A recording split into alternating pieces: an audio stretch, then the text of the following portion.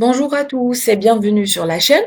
Si vous utilisez AutoCAD pour réaliser des plans d'architecture, de béton armé ou de charpente métallique, cette vidéo va vous faire gagner énormément de temps. Aujourd'hui, je vais vous montrer 5 commandes que j'utilise pratiquement tous les jours dans mes projets. Elles sont simples, mais beaucoup d'utilisateurs ne les exploitent pas à leur plein potentiel. Restez jusqu'à la fin car la cinquième commande est probablement celle qui m'a fait économiser le plus de temps depuis que j'utilise AutoCAD. Imaginez que vous devez dessiner un mur de 20 centimètres d'épaisseur. Beaucoup de débutants tracent plusieurs lignes manuellement. C'est lent et souvent imprécis. Alors, donc on va taper O pour offset, entrée, et puis on va choisir donc la distance. Dans notre cas, c'est 0,2. Puis donc sélectionner la ligne et cliquer du côté souhaité. Donc en quelques secondes, AutoCAD crée une copie parfaitement parallèle à la distance désirée. Donc on peut utiliser cette commande pour créer des murs, des routes, bordures, trottoirs, poutres, etc. Vous pouvez répéter l'opération autant de fois que nécessaire sans relancer la commande. En tant qu'ingénieur, vous recevez souvent un plan où les propriétés graphiques sont incohérentes. Certaines lignes sont rouges, d'autres vertes, certaines épaisses, d'autres fines, etc. Donc, je vais vous montrer comment utiliser la commande Match Pro pour donc copier les propriétés des objets. Alors, on va taper MA, puis Entrée. Donc, on va sélectionner l'objet modèle et puis sélectionner les objets à modifier. Si vous remarquez que toutes les propriétés sont copiées instantanément, donc cette commande copie la couleur, le type de ligne, l'épaisseur, le calque, le style. Et au lieu de modifier chaque élément individuellement, tout est harmonisé en quelques clics. Après avoir dessiné un plan, il est fréquent d'avoir des lignes qui dépassent inutilement. Donc on va utiliser la commande trim pour supprimer donc les segments inutiles.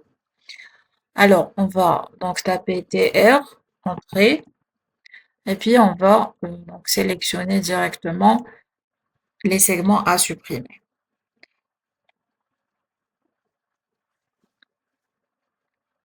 Imaginez que vous devez placer 20 poteaux espacés régulièrement dans un bâtiment industriel. Donc, au lieu de faire ça manuellement, donc on va utiliser la commande Array.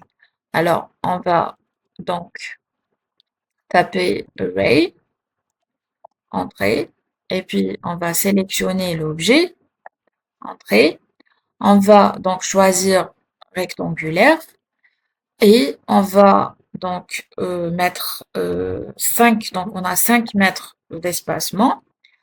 Et puis donc on va choisir 20 colonnes et on va choisir donc une seule ligne.